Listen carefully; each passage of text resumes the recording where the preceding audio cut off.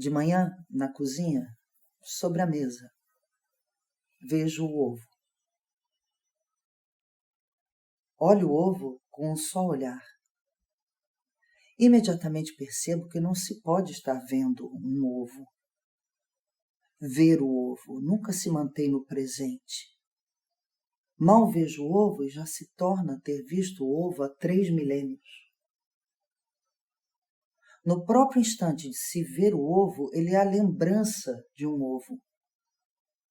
Só vê o ovo quem já o tiver visto. Ao ver o ovo é tarde demais, ovo visto, ovo perdido. Ver o ovo é a promessa de um dia chegar a ver o ovo. Olhar curto e indivisível, se é que há pensamento. Não há. Há o ovo. Olhar é o necessário instrumento que, depois de usado, jogarei fora. Ficarei com o ovo. O ovo não tem um si mesmo. Individualmente, ele não existe. Ver o ovo é impossível. O ovo é supervisível, como há sons supersônicos. Ninguém é capaz de ver o ovo. O cão vê o ovo. As máquinas veem o ovo. O guindaste vê o ovo. Quando eu era antiga, um ovo pousou no meu ombro.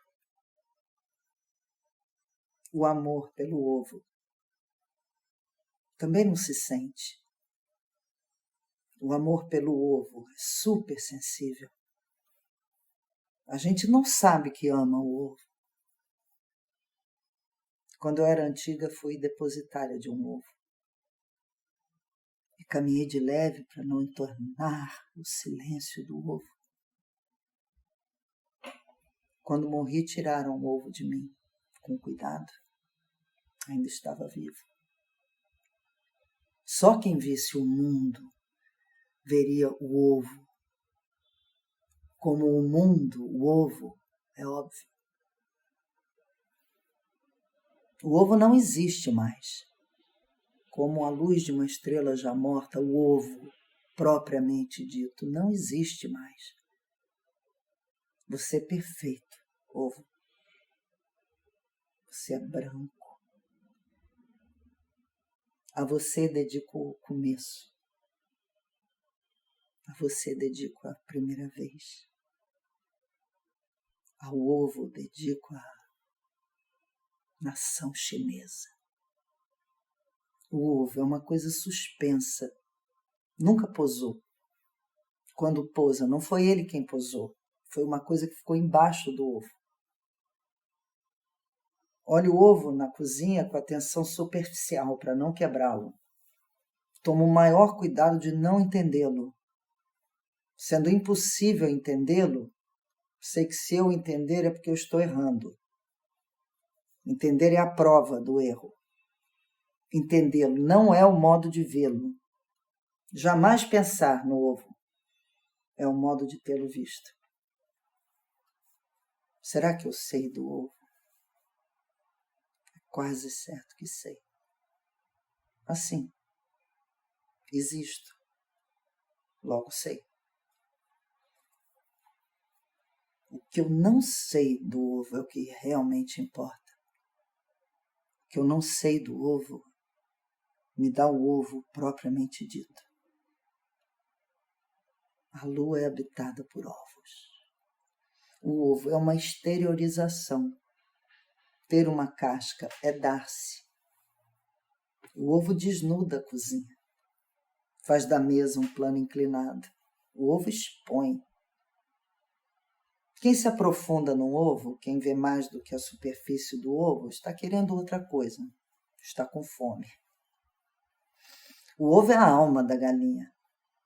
A galinha desajeitada, o ovo certo. A galinha assustada, o ovo certo. Como um projétil parado. Pois o ovo é o ovo no espaço. Ovo sobre azul. te amo, ovo. Eu te amo como uma coisa nem sequer sabe que ama outra coisa. Não toco nele. A aura dos meus dedos é que vê o ovo. Não toco nele. Mas dedicar-me à visão do ovo seria morrer para a vida mundana. E eu preciso da clara e da gema. O ovo me vê. O ovo me idealiza. O ovo me medita. Não. O ovo apenas me vê. É isento da compreensão que fere. O ovo nunca lutou. Ele é um dom. O ovo é invisível, olho nu. E de ovo em ovo chega-se a Deus, que é invisível ao olho nu. O ovo seria um triângulo que tanto rolou no espaço que foi se ovalando. O ovo é basicamente um jarro. Terá sido o primeiro jarro moldado pelos etruscos? Não, não.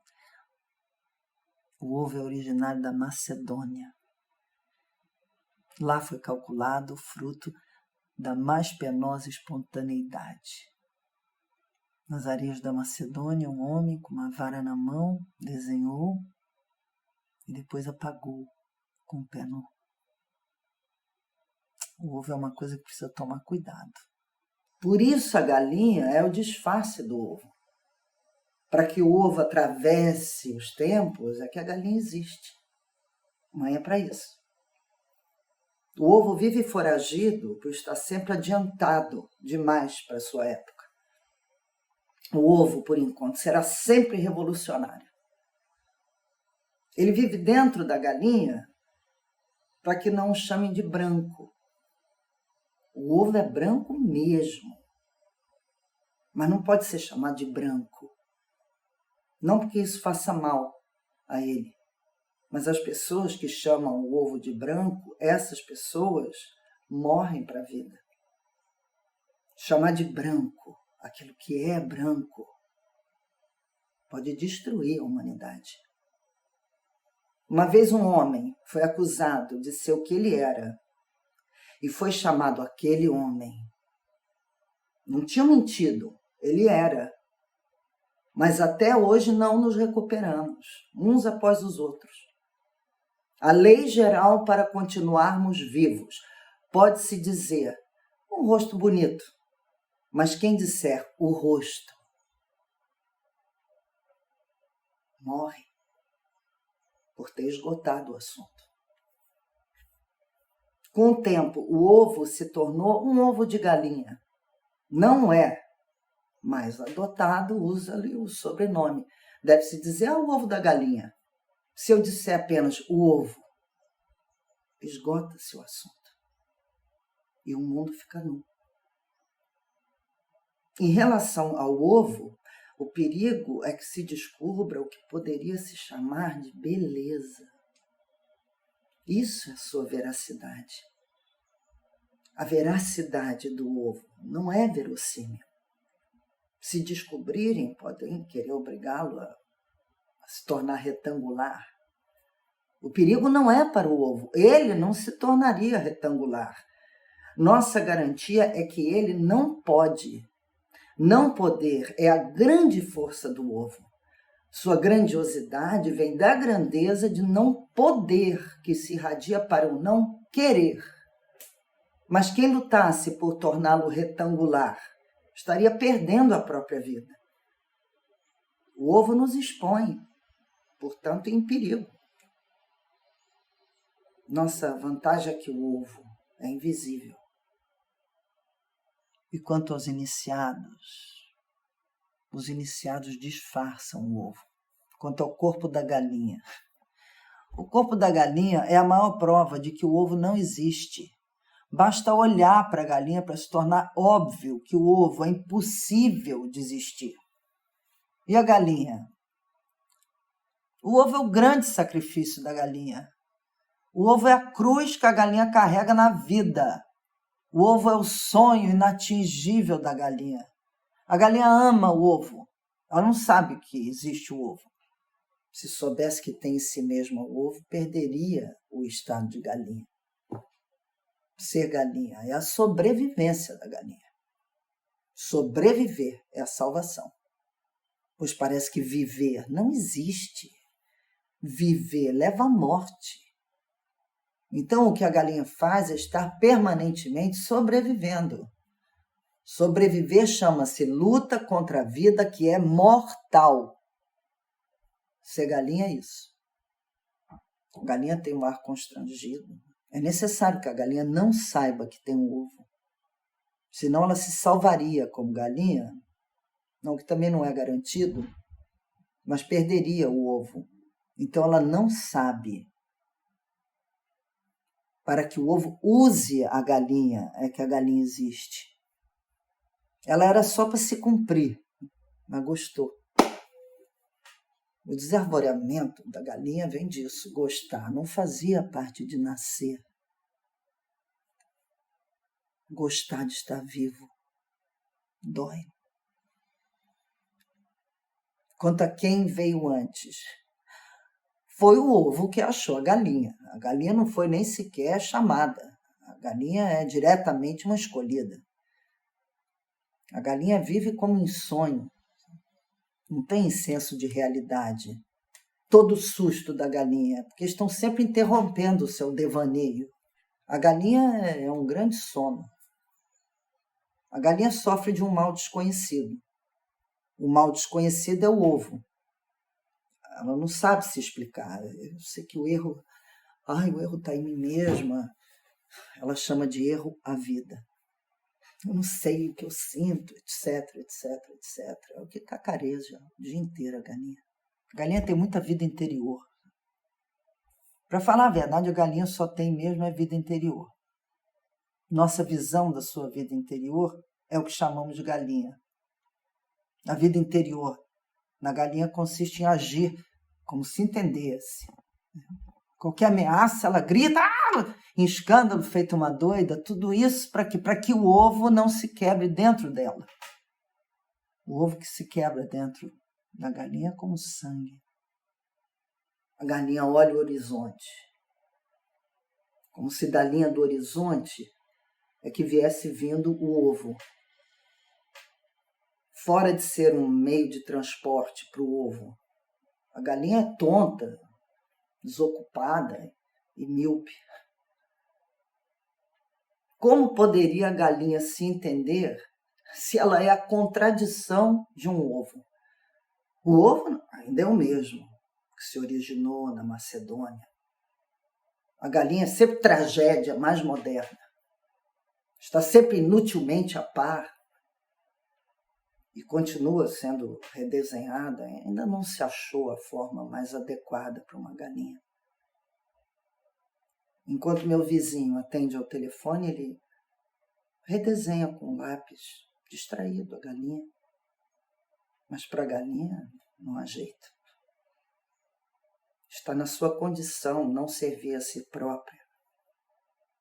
Sendo, porém, o destino mais importante do que ela, e sendo o seu destino o ovo, a sua vida pessoal não nos interessa. Dentro de si, a galinha não reconhece o ovo, mas fora de si também não reconhece. Quando a galinha vê um ovo, pensa que está lidando com uma coisa impossível. Com o coração batendo. Com o coração batendo tanto, ela não o reconhece. De repente, olho o ovo na cozinha e vejo nele a comida. Não o reconheço e meu coração bate. A metamorfose está se fazendo em mim. Começa a não poder enxergar o ovo. Fora de cada ovo particular, fora de cada ovo que se come, o ovo não existe. Já não consigo mais crer num ovo. Estou cada vez mais sem força de acreditar. Estou morrendo. Adeus. Olhei demais um ovo e ele foi me adormecendo. A galinha não queria sacrificar a sua vida. A que optou por querer ser feliz. A que não percebia que se passasse a vida desenhando dentro de si como numa iluminura o ovo, ela estaria servindo. A que não sabia perder-se a si mesma. A que pensou que tinha penas de galinha para se cobrir por possuir pele preciosa, sem entender que as penas eram exclusivamente para suavizar a travessia ao carregar o ovo, porque o sofrimento intenso poderia prejudicar o ovo. A que pensou que o prazer lhe era um dom, sem perceber que era para que ela se distraísse totalmente enquanto o ovo se faria. A que não sabia que eu é apenas uma das palavras que se desenham enquanto se atende ao telefone. Mera tentativa de buscar forma mais adequada. A que pensou que eu significa ter um si mesmo. As galinhas prejudiciais ao ovo são aquelas que são um eu sem trégua. Nelas o eu é tão constante que elas já não podem mais pronunciar a palavra ovo. Sim, mas quem sabe era disso mesmo que o ovo precisava. Pois se elas não estivessem tão distraídas, prestassem atenção à grande vida que se faz dentro delas, atrapalhariam o ovo. Comecei a falar da galinha e há muito já não estou falando mais da galinha, mas ainda estou falando do ovo. E eis que não entendo o ovo. Só entendo o ovo quebrado. Quebro na frigideira. É deste modo indireto que me ofereço à existência do ovo. Meu sacrifício é reduzir-me à minha própria vida pessoal. Fiz do meu prazer e da minha dor o meu destino disfarçado. E ter apenas a própria vida é, para quem viu o ovo, um sacrifício. Como aqueles que no convento varrem o chão e lavam a roupa, servindo sem glória de função maior, o meu trabalho é o de viver os meus prazeres e as minhas dores. É necessário que eu tenha modéstia de viver. Pego um ovo na cozinha, quebro-lhe a casca e forma, e a partir desse instante exato, nunca existiu um ovo.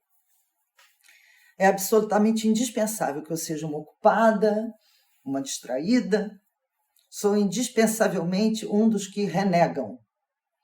Faço parte da maçonaria, dos que viram uma vez o ovo e o renegam, como forma de protegê-lo. Somos os que se abstêm de destruir. E nisso se consomem. Nós, agentes disfarçados e distribuídos pelas funções menos reveladoras. Nós, às vezes, nos reconhecemos. Há um certo modo de olhar. Há um jeito de dar as mãos. Nós nos reconhecemos. A isso chamamos de amor. E então não é necessário disfarce. Embora não se fale, também não se mente. Embora não se diga a verdade, também não é necessário dissimular. Amor é quando é concedido participar um pouco mais. Poucos querem o amor, porque o amor é a grande desilusão de tudo mais. E poucos suportam perder todas as outras ilusões. Há os que voluntariam para o amor, pensando que o amor enriquecerá sua vida pessoal. É o contrário. Amor é finalmente a pobreza. Amor é não ter. Inclusive, amor é a desilusão do que se pensava que era amor. Não é prêmio. Por isso não envaidece. Amor não é prêmio. É uma condição concedida exclusivamente para aqueles que, sem ele, corromperiam o ovo com a dor pessoal. Isso não faz do amor uma exceção honrosa. Ele é exatamente concedido aos maus agentes, aqueles que atrapalhariam tudo se não lhes fosse permitido adivinhar vagamente. A todos os agentes são dadas muitas vantagens para que o ovo se faça. E não é o caso de se ter inveja, pois, inclusive, algumas das condições piores do que as dos outros são apenas condições ideais para o ovo. Quanto ao prazer dos agentes, eles também o recebem sem orgulho. Austeramente vivem todos os prazeres. Inclusive ao nosso sacrifício para que o ovo se faça. Já nos foi imposta, inclusive, uma natureza adequada a muito prazer, que facilita, pelo menos torna menos penoso o prazer. Há casos de agentes que se suicidam, acham insuficientes as pouquíssimas instruções recebidas e se sentem sem apoio. Houve o caso do agente que revelou publicamente ser agente, porque ele foi intolerável não ser compreendido, ele não suportava mais não ter o respeito alheio. Morreu, atropelado, quando saía de um restaurante. Houve um outro que nem precisou ser eliminado, ele próprio se consumiu lentamente na sua revolta. Sua revolta veio quando ele descobriu que as 2 ou 3 instruções recebidas não incluíam nenhuma explicação. Houve outro também eliminado, porque achava que a verdade deve ser corajosamente dita. E começou, em primeiro lugar, a procurá-la. Dele se disse que morreu em nome da verdade, com a sua inocência. Sua aparente coragem era tolice. E era ingênuo o seu desejo de lealdade. Ele compreendera que ser leal não é uma coisa limpa. Ser leal é ser desleal para com todo o resto. Enfim, esses casos extremos de morte não são por crueldade. É que há um trabalho, digamos, cósmico a ser feito. E os casos individuais, infelizmente, não podem ser levados em consideração.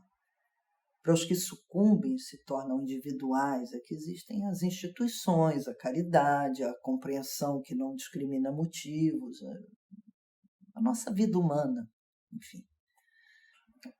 Ovos estalam na frigideira e, mergulhada no sonho, preparo o café da manhã, sem nenhum senso de realidade. Grito pelas crianças que brotam de várias camas, arrastam cadeiras e comem, e o trabalho do dia amanhecido começa, e gritado, e rido, e comido, clara e gema, alegria entre brigas, dia que é o nosso sal, e nós somos o sal do dia. Viver é extremamente tolerável. Viver ocupa, distrai. Viver faz rir. E me faz sorrir no meu mistério. O meu mistério é que eu ser apenas um meio e não um fim tem me dado a mais maliciosa das liberdades. Não sou bobo e aproveito.